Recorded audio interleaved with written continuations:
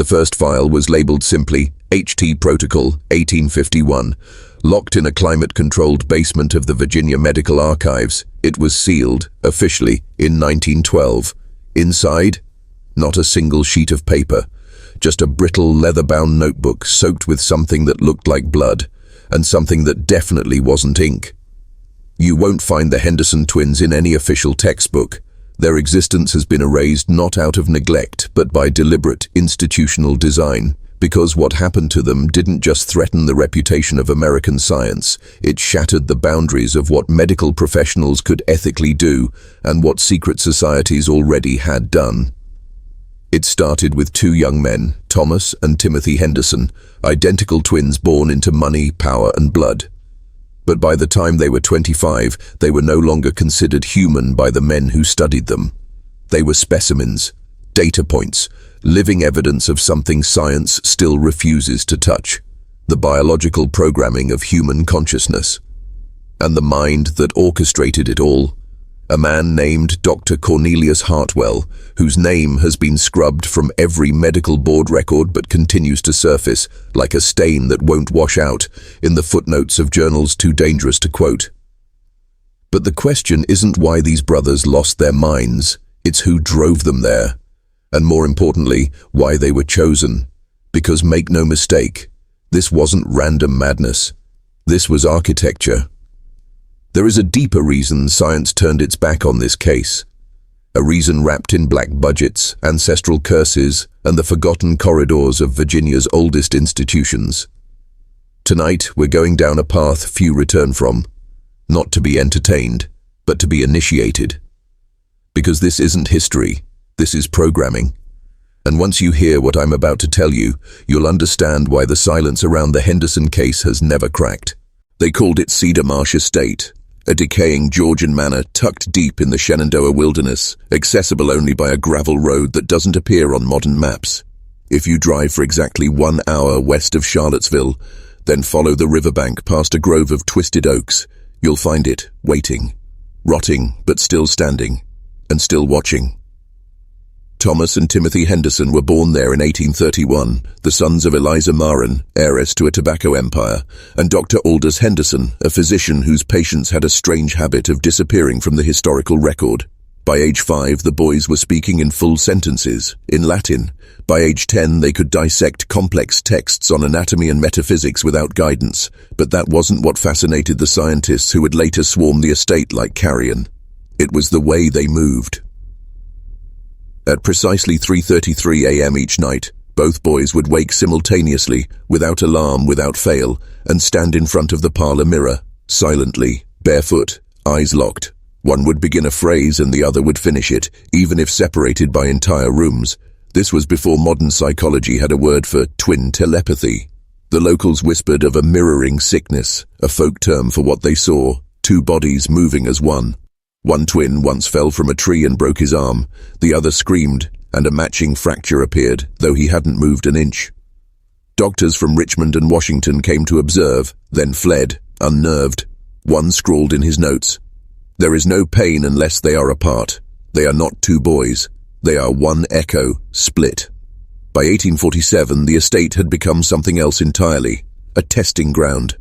Under the patronage of Dr. Cornelius Hartwell, a secret research project was launched, the HT Protocol, short for hypnagogic transference, the theory that twins could serve as conduits, vessels through which memory, trauma, even consciousness itself could be transferred and manipulated. Only 3 people knew the extent of what was happening behind Cedar Marsh's blacked-out windows: the boy's mother, Eliza, who kept meticulous records, Dr. Hartwell, who saw them as keys to an ancient puzzle, and the estate's butler, Mr. Price, who disappeared in the winter of 1850 and was never seen again, though his journal was later found buried under floorboards, pages filled with frenzied scripture and an unshakable phrase: "They are mirrors, but not of this world." By spring of 1851, both boys began to change. Their eyes no longer blinked. Their sleep patterns reversed entirely. They spoke to something in the attic, something that no one else ever saw. And then the deaths began. First, the neighbor's dog, then the midwife, then a federal inspector sent to shut the place down. Each died the same way. Eyes wide open, pupils dilated, mouth frozen mid-scream, no wounds, no struggle, as if they had seen something that did not belong in this world, and their minds had refused to follow their bodies back. In their final recorded session, Dr. Hartwell wrote, "The experiment is a success. They no longer fear death, because they've already been there, and it welcomed them like a mother welcomes her sons." The next morning, the Henderson twins vanished. No footprints, no trace, just that bloody notebook found in the cellar, marked with 2 handprints pressed in opposite directions. Decades passed. Cedar Marsh Estate was abandoned, left to rot beneath ivy and time. Locals dared each other to approach the iron gate. No one crossed it twice. Children swore they saw candlelight flickering behind shattered windows, though the house had no power. Others heard piano notes drifting through the trees, slow, deliberate, always in perfect unison. In 1896, a team of spiritualists from Boston arrived at the estate. They called themselves the Order of the Auric Veil, a clandestine group who believed that certain twins born under lunar alignments could serve as living conduits between realms. The Hendersons, they insisted, were not merely victims of paranormal affliction, but rather the product of an ancient rite lost to history. At the center of their investigation was a cracked, full-length mirror found in the manor's east corridor. Its surface warped, blackened in places. When cleaned, it revealed not a reflection, but a delay, a fraction of a second behind reality. One medium described it as a mirror that remembered you too well. The spiritualists claimed the mirror held a consciousness of its own. During one séance, a member of the order, Frances Whitlow, collapsed in convulsions after staring into it. She awoke, muttering numbers, 3, 3, 3. Then she gouged out her own eyes with a crucifix. She lived 7 more days. On her final morning, she whispered, "They're still in there. They never left. They just crossed over." Cedar Marsh's mirror became a forbidden object, sealed behind layers of wrought iron and holy symbols etched into the walls by the order. But their efforts were not enough. In 1910, a young psychologist named Dr. Edwin Clay arrived from Columbia University to study the estate's legends. A strict rationalist, Clay believed the mirror's effects were psychosomatic, mass hysteria rooted in local superstition. He documented everything with a PH, onograph, including a chilling recording that still exists in university archives today. In it he says, "The mirror responds, not to light, not to sound, but to thought.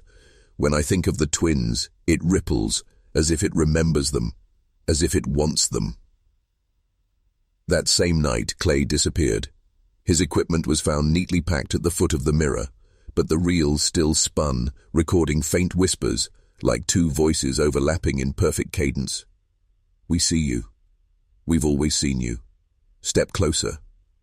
That was the last time any academic officially entered Cedar Marsh. The mirror was declared cursed and the estate condemned by the state.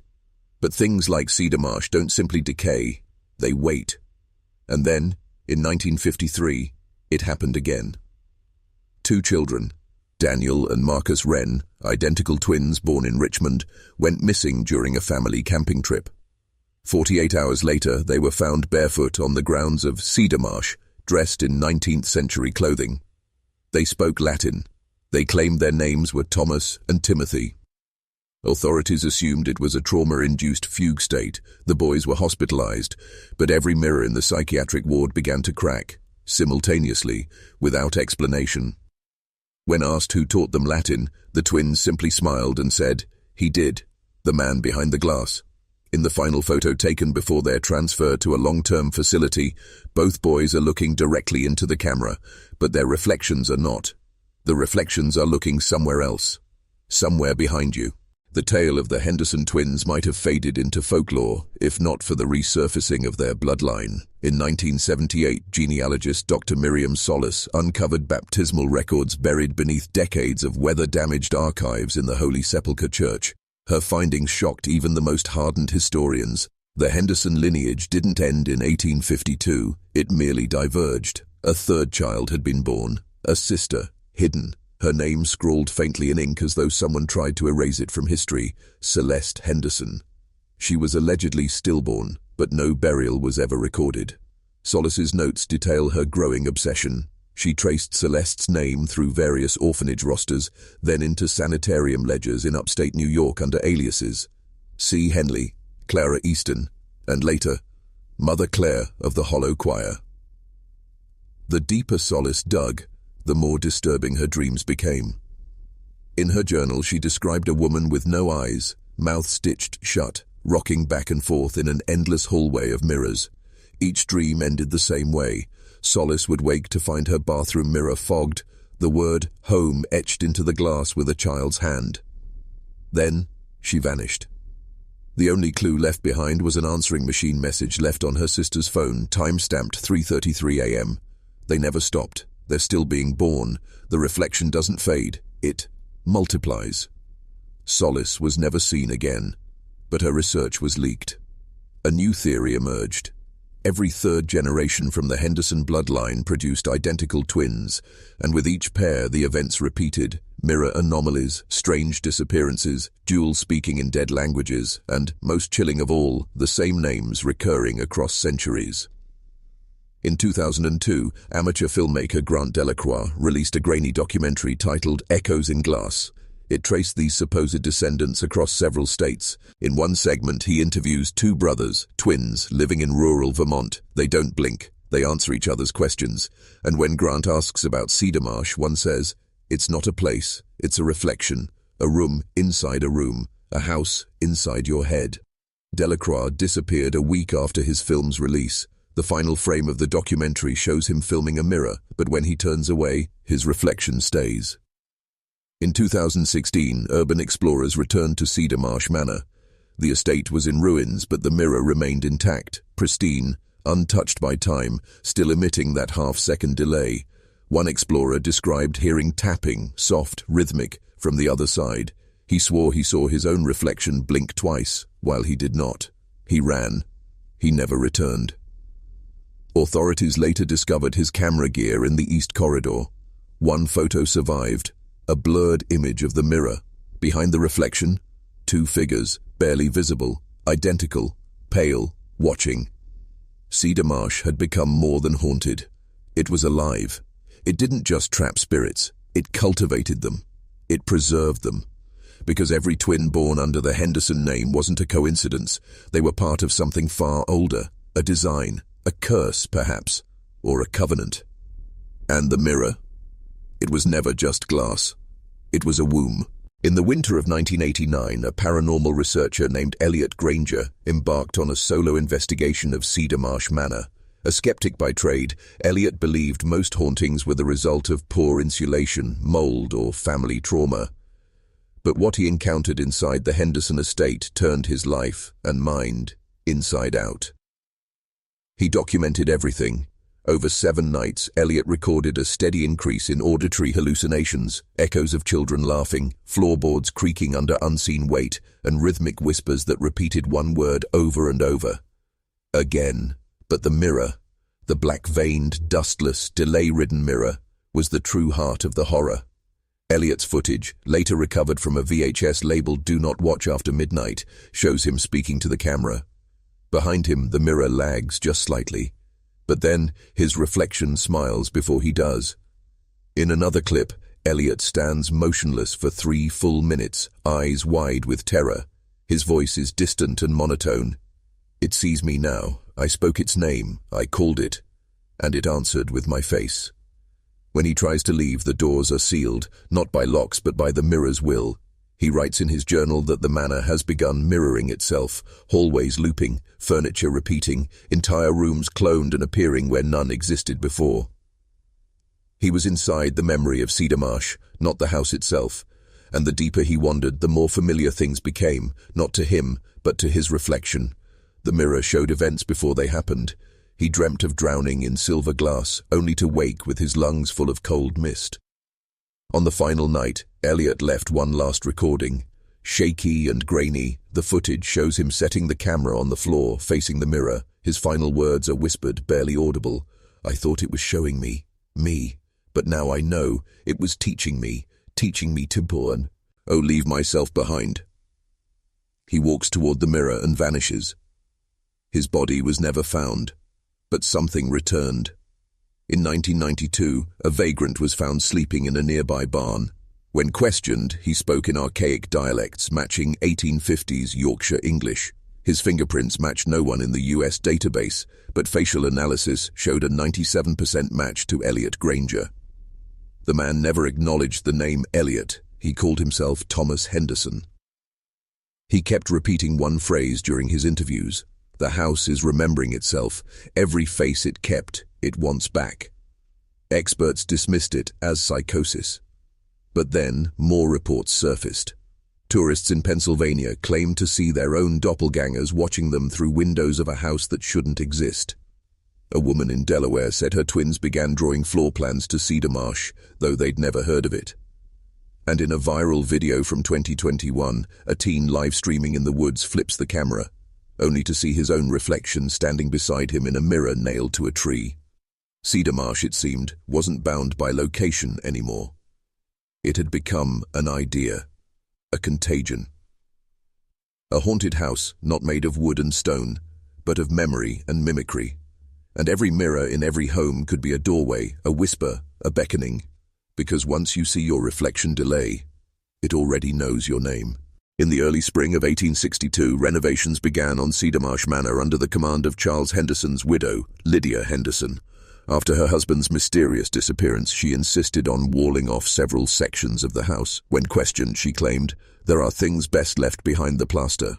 What the laborers found, and what they were instructed not to report, remains one of the most deeply suppressed episodes in American architectural history. Behind the paneling of the north wing, they discovered a series of sealed chambers, none of which had doors, windows, or access points. Inside these spaces were beds neatly made, clothes folded, and personal belongings undisturbed, but no signs of exit or entry. Each room contained something chillingly consistent: a mirror, facing the bed, cracked exactly down the center, but only on the reflection side. One room had a journal. Its author wrote obsessively about the Watchers, describing them as people trapped in their own routines, endlessly brushing hair, praying, rocking in chairs, none of whom ever blinked. The final entry read, "The woman in my mirror doesn't copy me anymore. I think she's waiting for me to fall asleep." Renovators reported hearing sounds, whispers and scraping from behind walls they hadn't yet opened.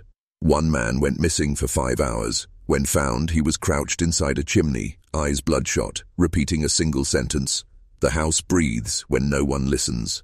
After the 5th incident, Lydia paid each worker 3 years' wages and ordered them never to speak of what they'd seen.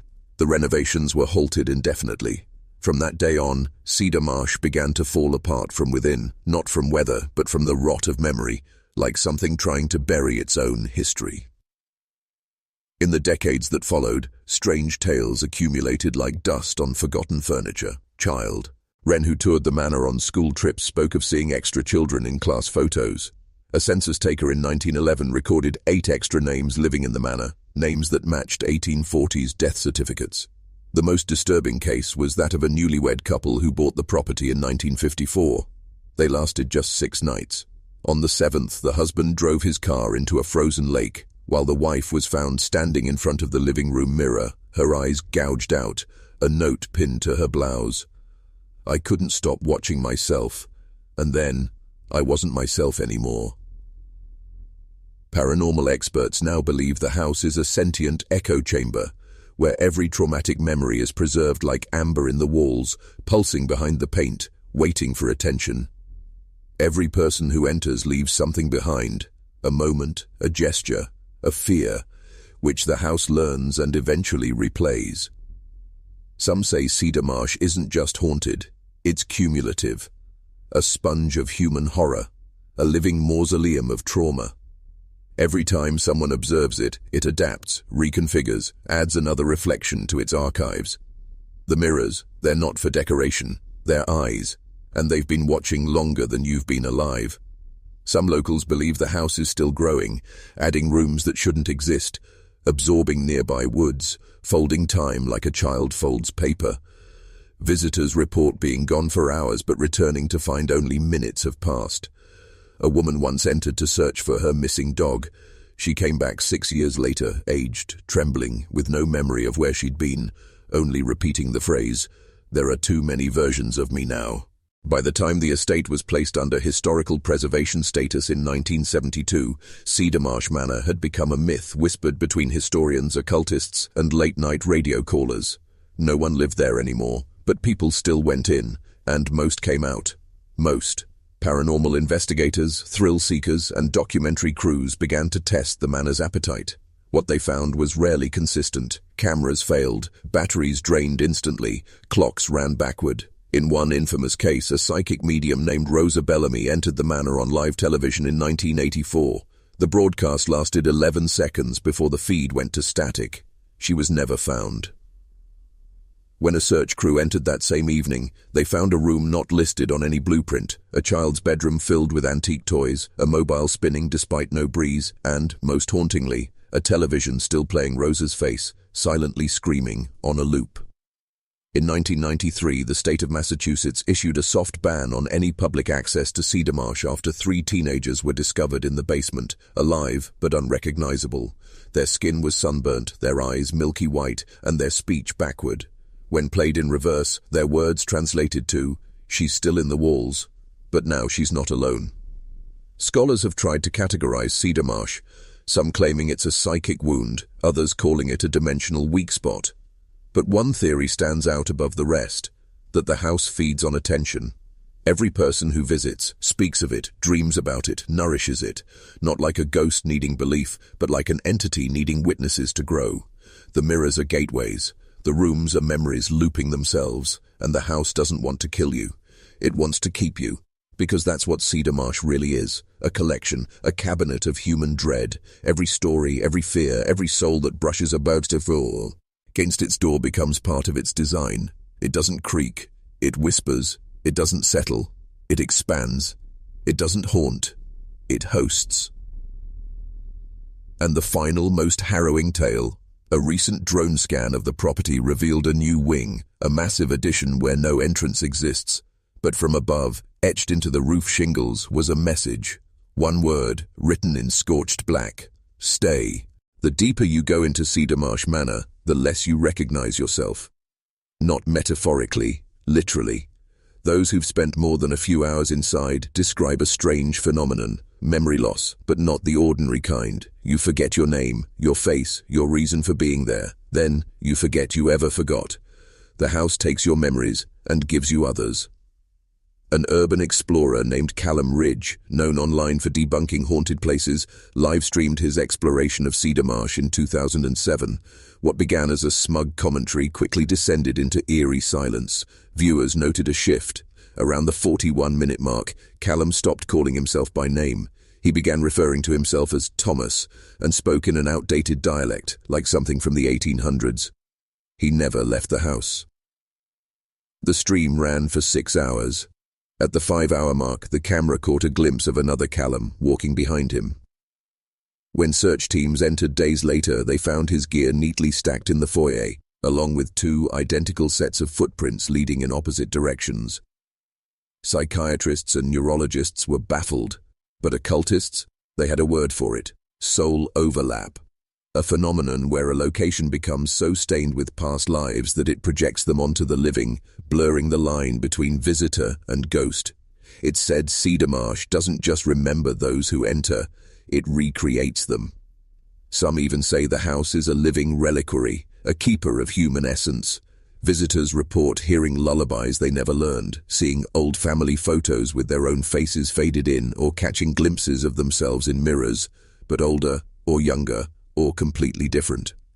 In one chilling instance, a researcher named Dr. Elliot Haynes entered Cedar Marsh with a full memory recall device strapped to his skull, a prototype meant to record thoughts as images. When recovered without D. Haynes, the device held one final image, a child's crayon drawing of the manor labeled Home. The handwriting matched Haynes's, but he had no children. Some believe if you stay too long, you're not just forgotten by the outside world, you're rewritten by the house. You don't leave as yourself. Or worse, you don't leave at all. Among the manor's many legends, few are as disturbing or as persistently verified as the Bleeding Clock Room. Tucked behind a warped hallway on the east wing's third floor, the room appears perfectly ordinary at first glance. Dust-choked bookshelves, a grandfather clock so tall its peak nearly gouges the ceiling, and in the center, a velvet chair, faded crimson, almost brown from age. But the moment the door shuts, time begins to unravel. Multiple explorers have reported watches stopping, phones glitching, and analog clocks spinning wildly. The old grandfather clock, though unwound for decades, ticks violently, its hands moving backward. The minute hand cuts through the hours, each reverse motion followed by a loud, wet drip. Then comes the blood. Not sudden, not theatrical, slow, viscous, inevitable. Red liquid begins to ooze from the center of the clock's hands, trailing down the face, past the numerals, pooling onto the wooden floor. Strangely, the blood seems warm and fresh. Scientists who later examined remnants brought back from the room, rare and risky feats, confirmed it was human blood.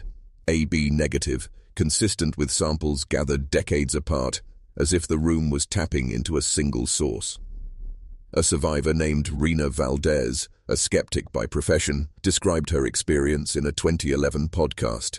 She claims that after being locked inside for just 10 minutes, she began to relive moments from her past, but in reverse order. Her mind slipped backward through years, her graduation, her childhood, even the day she was born, until she could no longer form words. In the final moments before she passed out, she swears she saw her mother, long dead, standing beside the clock, whispering, "We only bleed what we owe." When Rena came to, she was outside the manor, barefoot, her palms raw from clawing the gravel. Her phone had recorded audio the entire time, the last words "Ompern" and the file. A baby's first cry. Occult scholars speculate that the bleeding clock room is a time anchor, a cursed mechanism tied to the sins of those who built Cedar Marsh. Every drip of blood might be a debt paid, a life sacrificed to preserve the illusion of time within the manor's decaying walls. And yet, no matter how many bleed, the clock keeps ticking, in reverse. Among all the relics inside Cedar Marsh Manor, one object stands out for its ability to deeply unsettle even the most seasoned paranormal investigators: a tall, arched mirror framed in bone-colored wood, standing in the guest bedroom once used by visiting dignitaries and clergymen. It is not the mirror's ornate frame, nor the glass, still immaculate despite decades of neglect, that draws attention. It's the feeling, a primal, crawling sensation that someone is always behind you, even when you're alone. Locals call it the mirror that watched, and for good reason. According to recovered diaries from the Ashford household, the mirror was gifted by a Romanian occultist in 1872. Its glass was said to be forged with sand from a battlefield and polished with oils taken from the eyes of the dead. Whether that's folklore or truth, the results are undeniable. Anyone who looks too long into it starts to see movements that don't belong to them. The mirror doesn't reflect the room accurately. It lags, like a bad memory catching up. Figures drift in the background, out of sync. Sometimes it's the viewer themselves performing actions they never remember doing. Other times it's something else entirely. One 2009 incident involved Dean Merrill, a photographer who entered Cedar Marsh with the intent of capturing the manor's hidden architecture. His footage shows him entering the room and setting up a tripod in front of the mirror. He adjusts the lens, smiles, then stops cold. In the reflection, his body remains still, but his eyes blink independently of his real ones. Then, in a chilling moment caught on camera, the reflection smiles without him. That smile becomes wider, distorted, almost tearing through the skin of its face. Dean stumbles back, breaking the mirror, but no shards hit the floor. The glass did not shatter. Instead, it absorbed the impact, rippling like water. Dean was never found. Only the video survived, left recording for hours, capturing a vacant room with a mirror that continued to show movement long after he was gone. Folklorists believe the mirror is a scrying tool, not for the future or past, but for the true self, including the parts we bury. Some believe it holds the spirits of those who refuse to face their guilt while alive. Others suggest the mirror doesn't reflect at all. It records, waiting for the perfect moment to play you back, warped and willing. One thing is certain, in Cedar Marsh Manor, mirrors are never trusted. Because if you look too long, it might decide to look back.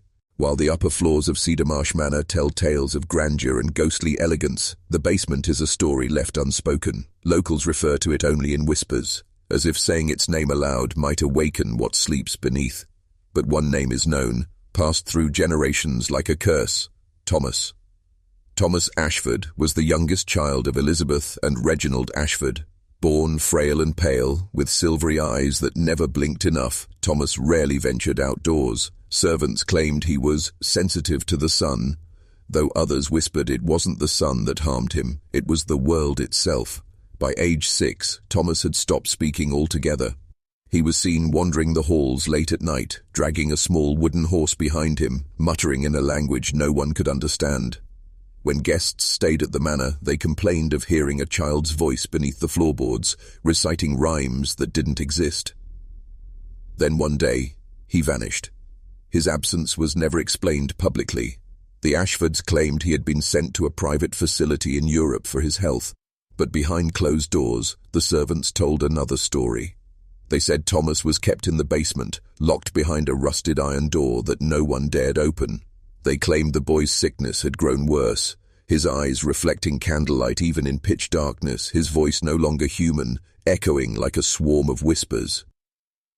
In 1947, long after the last Ashford heir died, a restoration team entered Cedar Marsh to catalogue its decaying artifacts. While mapping the cellar, they uncovered a sealed chamber, hidden behind a false wall.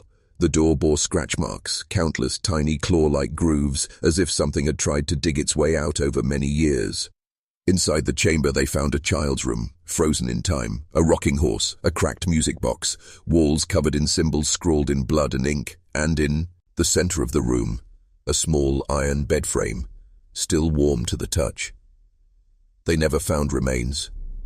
But sometimes when storms roll over the manor, a distinct sound rises from below, a child's laughter, hollow and too close to the floor. Visitors who've dared to descend into the cellar report the same thing. The air grows heavier, thicker, as if breathing through ash. Cameras malfunction, batteries drain instantly, and always, they hear the creak of something rocking gently in the dark. Those who look through the keyhole of the old iron door claim they see eyes staring back, wide, glassy, and far too knowing. The basement was resealed in 1953. But Thomas was never buried.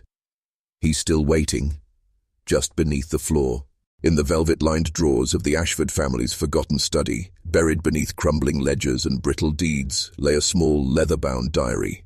Time had discolored its once ivory pages, and the golden clasps sealing it had rusted shut, as if to keep something in rather than out.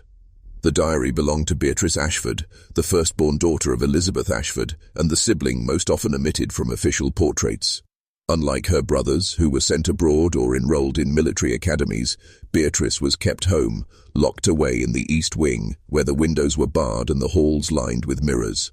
She was described as difficult, unruly, and spiritually unwell. No photographs of Beatrice exist, only a single silhouette sketch, drawn hastily by a maid who later went blind. The diary, discovered in 1971 by a team of archivists, was pried open during restoration efforts. Inside, the entries began normally: observations of daily life, cryptic mentions of family dinners, unsettling descriptions of strange lullabies sung through the walls. But slowly, the writing began to shift. The words became jagged, bleeding through the paper as if carved rather than written. Sentences no longer made grammatical sense. Her thoughts spiraled into dread, detailing things no one should have known, predictions of deaths that hadn't yet occurred, the exact hour lightning would strike the manor, and vivid dreams of a faceless woman who lived inside the mirrors and whispered to her at night. Midway through the journal, a series of pages are burned, blackened in spirals around a single word that repeats again and again: mother. The final legible entry was dated October the 31st, 1898, and reads, "She is here again tonight. The mirror fogged before she appeared. I asked her where she comes from, and she told me something I can't forget. You were never born, B. Trice. You were remembered into being." I tried to close my eyes, but she placed her hand through the glass and touched my chest. It's still cold. I think I'm fading. After that, the pages are blank. No death certificate for Beatrice was ever filed. Family records list her as relocated, but according to a diary margin note scribbled in a different hand decades later, it reads, "We don't relocate ghosts." Even now, some say that if you open a mirror in the East Wing, you might see someone else looking out, a girl with no reflection behind her. And if you ever come across her diary, leave it shut, because once you start reading Beatrice's words, she starts remembering you. In the northern turret of the Ashford estate, accessible only by a winding iron staircase long since crumbled, there existed a secret chamber known only to a few, the Veil Room. No blueprints mention it, and even long-time staff claimed they had never seen it. Yet stories of its existence circulated like ghost stories among the locals. It was first described in detail in a letter written by Josephine Darrington, a governess who worked briefly at the manor before vanishing without a trace. Her final note addressed to her sister in York reads, "They wore red, not cloth, not silk, not anything stitched by human hands. It moved on its own like breathing skin. They called it the Veil, and they welcomed me inside."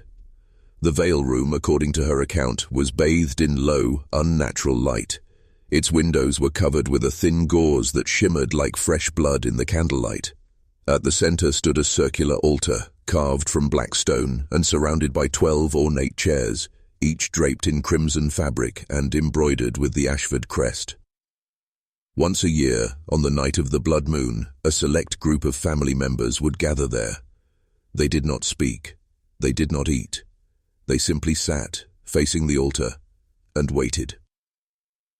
Josephine had stumbled into the room by mistake while chasing after a young Beatrice Ashford, who had darted down the spiral staircase during a lesson. But what she found was no child's hiding place. She claimed to have seen the figures already seated, unmoving, as if they had been waiting for her. They beckoned her to join. Her letter described a ritual that blurred the line between reality and nightmare.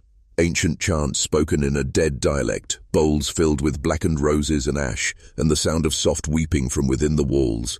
At the climax, the altar itself began to pulse like a living heart, and a cold mist poured from its center. The final lines of her letter are nearly illegible, smeared in haste. "The red cloths. They are not garments. They are part of it. Skin. Shedding. It wants out. It saw me. It saw me." Josephine was never heard from again. In modern times, the turret has collapsed, and there's no physical path to reach where the Veil Room once stood. But on certain nights, travelers have reported a red light flickering above the northern wing, even though no electricity runs through that part of the estate. Some believe the Crimson Gathering never stopped. It merely waits for its next guest. Among the Ashford family's most unsettling tales is one whispered by children and servants alike, a figure known only as the Marionette Man, neither fully spirit nor man. His origins are tied to the family's obsession with control, over people, over secrets, and, most grotesquely, over the human form. It began with Ambrose Ashford, the reclusive cousin of Patriarch Wallace Ashford, who was exiled from the main manor after being accused of conducting experiments unfit for civilized society. Ambrose was a puppeteer of rare talent, his marionettes so lifelike that some swore they blinked, breathed, even whispered. He wasn't interested in entertainment, however. He believed that free will was a disease, and that mastery over the body was the purest form of dominion. In letters recovered from a hidden drawer beneath the stage of the old ballroom, Ambrose wrote, "A string pulled at the right angle can silence blasphemy. A joint manipulated with grace can simulate divinity. They say God moves men. I shall be as God." The ballroom was later converted into a makeshift theatre, its velvet curtains still intact, though moth-eaten. Behind them, the true horror awaited. Investigators found rows of mannequins, fashioned not from wood but from preserved human remains, bones articulated with piano wire, eyes replaced with polished glass, jaws fixed into eerie, perpetual smiles. In the center was a grand throne, and upon it, the Marionette Man. His face was a waxy mask, unblinking. Strings trailed from his limbs to the ceiling rafters, and his fingers twitched when no wind stirred. His mouth was sewn shut, yet visitors claimed to hear muffled laughter or weeping, depending on the hour. It is said that Ambrose created the marionette man as his own successor, a puppet that moved without strings, one that learned, one that could perform rituals in place of its master, obedient, tireless, soulless. In 1923, 2 local children vanished while exploring the estate. Their shoes were found near the ballroom's threshold. Inside, a new puppet had been added to the collection, small, childlike, dressed in a sailor outfit. Its head tilted unnaturally and its feet were bare. Since then, no one dares enter the Ashford ballroom. Locals say if you stand outside at midnight on the anniversary of Ambrose's death, you'll hear the rhythmic creak of the wooden floorboards, as if someone is dancing without music. And if you listen closely, you'll hear a voice behind the curtain whisper, "Let me show you how the strings move." Now, in 1936, amidst an unusually harsh winter, Ashford estate workers began hearing an inexplicable sound echoing through the grounds. A bell, low and mournful, tolling not from a steeple or tower, but seemingly from beneath the earth itself. At first, the ringing was faint, almost imagined, but over the course of several nights it grew louder, clearer, and more rhythmic. Always 12 chimes, always at 3:12 a.m. Dogs howled, clocks stopped. The snow around the old chapel thawed in a perfect circle, revealing blackened soil and deep, unnatural fissures. Rumors spread quickly that the bell belonged to a sealed crypt long buried beneath the original foundation of the manor.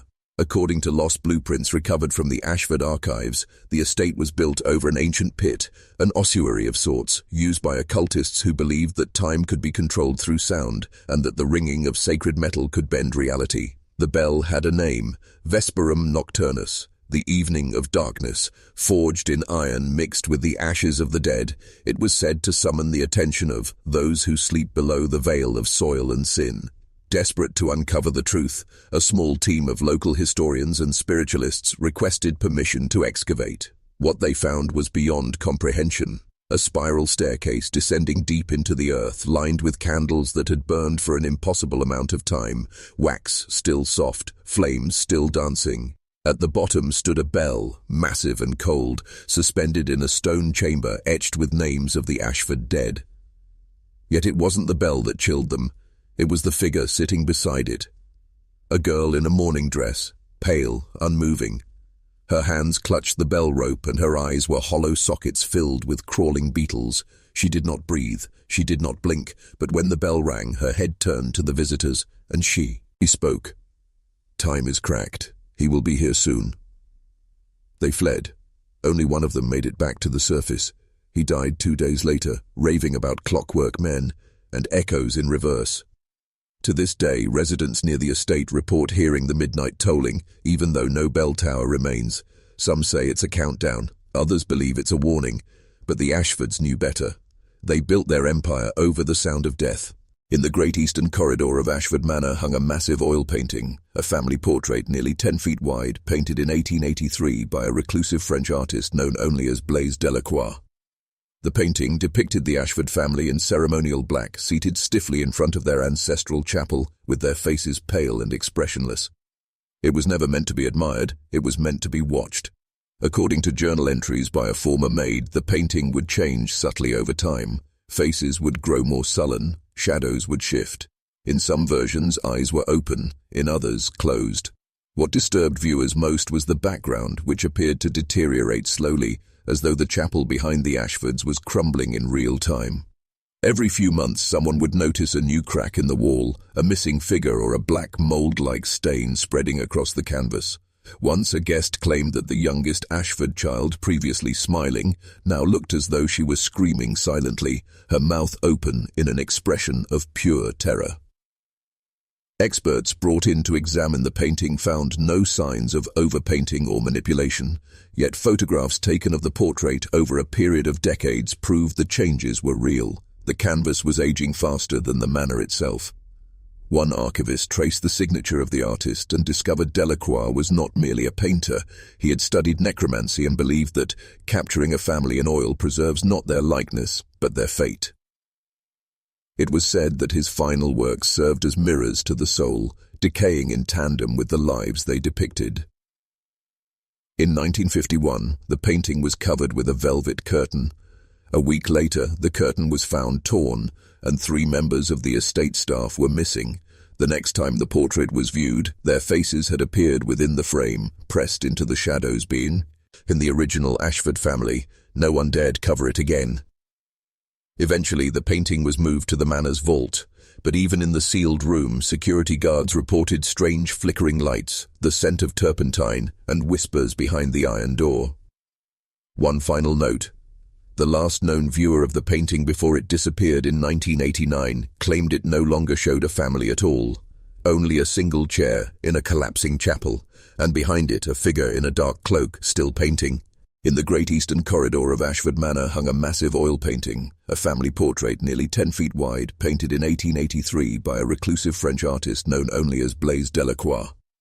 The painting depicted the Ashford family in ceremonial black, seated stiffly in front of their ancestral chapel, with their faces pale and expressionless.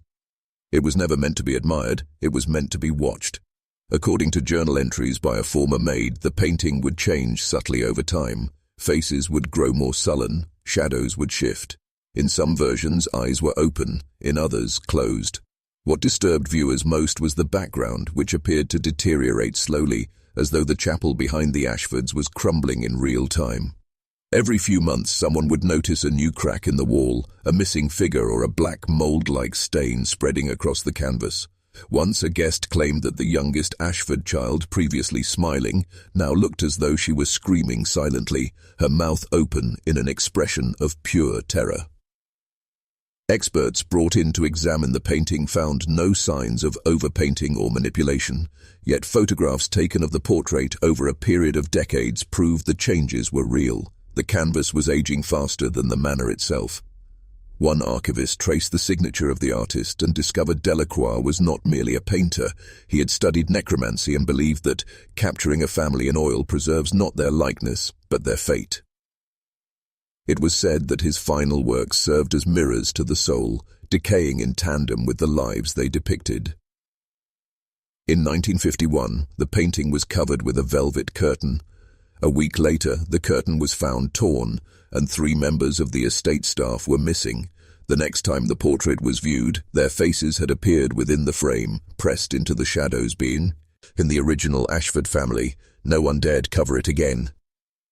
Eventually, the painting was moved to the manor's vault, but even in the sealed room, security guards reported strange flickering lights, the scent of turpentine, and whispers behind the iron door. One final note. The last known viewer of the painting before it disappeared in 1989 claimed it no longer showed a family at all. Only a single chair in a collapsing chapel, and behind it a figure in a dark cloak still painting. In the west parlour of Ashford Manor hangs a massive oil painting in a decaying gilded frame, often referred to by locals as the portrait that watches. The subject is unknown, officially labelled as Lady in Mourning, yet no historical records list her among the Ashford bloodline. She is dressed in deep black lace, her face partly concealed by a veil, and her hands folded demurely on her lap. But behind that veil, her eyes are visible, just barely, and they are always watching. Every servant who worked in that room spoke of the same unnerving sensation. The portrait's gaze followed you, no matter where you moved. Guests complained of sudden nausea and nosebleeds while sitting beneath it. One child reportedly fainted the moment she made eye contact with the painted figure. When she awoke, she whispered, "She smiled at me. She told me something was coming." At first, the Ashfords chalked it up to old paint fumes or collective hysteria. But in 1897, an esteemed art restorer named Henry Belmont was invited to examine the portrait, hoping to debunk the superstition once and for all. He never returned home. When they broke down the door to the west parlour the next morning, they found Belmont slumped in a chair, his face frozen in a silent scream, eyes wide, skin pale and cold. In his hand was a palette knife. On the back of the canvas, scrawled in crimson, were the words, "She is not to be touched." After that, the room was sealed for decades. But sealing it didn't help. House staff reported sounds of sobbing coming from behind the door. Some said they saw the woman in the painting standing outside the frame, hovering in the parlour's corner, her veil now lifted, her face gaunt and eyeless. On stormy nights, lightning would briefly illuminate the west wing, and those who dared to look swore the portrait had changed, her mouth curled into a twisted grin. In 1941, the Door to the west parlor was mysteriously found open. The portrait had fallen off the wall, face down on the floor. No footprints, no forced entry, just a draft of cold air and the distinct scent of roses and rot. To this day, those who dare to examine the painting claim the eyes still move. And sometimes, if you're quiet enough, you'll hear a faint whisper coming from the canvas, beckoning you closer as if it has something it desperately wants to show you. Beneath the lush Ashford vineyards and ornamental gardens lay a truth far more twisted than nature could bear. The Ashford family, famed for their immaculate grounds and fertile lands, hosted what they called harvest evenings, exclusive end-of-summer gatherings that townsfolk once viewed as a mark of prosperity. But as the years passed, whispers took root. Whispers of missing staff, of strangers never seen again, of screams heard beneath the soil. Local lore tells of a harvest ritual, a midnight ceremony conducted deep within the old wine cellar, accessible only through a concealed staircase in the eastern greenhouse. According to accounts passed down by defectors and distant staff, the ritual began with music. Strings played backwards, ancient hymns hummed in languages no one recognized. The cellar walls were adorned with vines not native to the region, pulsing faintly in the torchlight like veins beneath a corpse's skin. At the center of it all stood a large engraved slab, the offering stone, as noted in a servant's stolen journal. The ritual required blood, not animal, not symbolic, but human, and willing or not, someone always met the blade. The Ashfords believed that only through this sacrifice could they ensure the land's bounty and maintain their unnatural longevity. The soil drank the blood, they said, and in return, the roots grew stronger. One maid, Annabeth Carow, managed to escape the ritual after witnessing it in 1913. Disheveled and hysterical, she ran barefoot through the woods to the nearest farm, screaming about the ones beneath the vines. Before she could speak again, her throat closed inexplicably, choked by something unseen. She died within the hour. Her final words were, "They feed it, it feeds them." After that, local crop failures were blamed on Ashford's curse. Other vineyards withered while Ashford's bloomed unnaturally lush. Botanists tested the soil, found traces of hemoglobin. One scientist, Dr. Lucian Graves, documented the anomalies before vanishing entirely. His notes, recovered years later in a thrift store near Albany, included a haunting sketch, roots shaped like human hands reaching upward from below. Today, the eastern greenhouse is gone, burned in a fire the family never explained, but at the edge of the ruins stands a single vine, still thriving even after all these decades. It bears no fruit, no flowers, only long, slender leaves that rustle at night without wind. Some say, if you listen closely, you can hear the soil sigh, and if you dare to dig deep enough, you might just unearth the truth, along with what's been buried alive. The Ashford estate stands no more. In 1952, a fire unlike any the town had ever seen consumed the mansion in a roaring inferno that burned for 3 days straight. Firefighters swore the flames behaved unnaturally, changing direction against the wind, leaping from marble to stone, refusing to be extinguished by water. When it was over, only the blackened silhouette of the east tower remained, jagged against the smoky sky like a broken tooth. No bodies were ever recovered, only bone fragments, twisted metal, and scorched glass like melted eyes. Some believe it was an accident. Others whisper that something was released, a force long tethered to the land, finally unbound. Whatever the cause, the Ashford name vanished from records shortly thereafter, as if the entire bloodline had been swallowed by the fire. But echoes remained, and they still do. Locals say that even now, on certain moonless nights, strange lights flicker across the overgrown estate grounds, will-o'-the-wisp flames that float just above the earth. The air turns cold without warning, shadows move independently of their sources, and those who step onto the land after dark report hearing soft music, violins playing from nowhere, and the faint, feminine laughter of someone who hasn't been alive for over a century. The most disturbing account came in 1978 when a team of paranormal investigators from New York dared to spend a night on the site. Of the 5 who entered, only 2 returned. One had lost her mind repeating the phrase, "The family waits below," until institutionalized. The other, a man named Charles Dern, fled the country and was never seen again. Their footage, though mostly destroyed, contained several minutes of disturbing visuals, mirror reflections that didn't match their subjects, walls that bled, and a pale figure watching silently from the tree line. Today, the land is fenced off, private property, sold anonymously and left to rot, but trespassers still try to enter, drawn by the allure of the legend. Few stay more than an hour, a handful never leave. The Ashford family may be gone, but their legacy has woven itself into the bones of the earth. Every creak of a floorboard, every whisper in the wind, every shiver up your spine when you walk alone at dusk. It could be them, not dead, not forgotten, just waiting. Waiting for the next chapter to begin.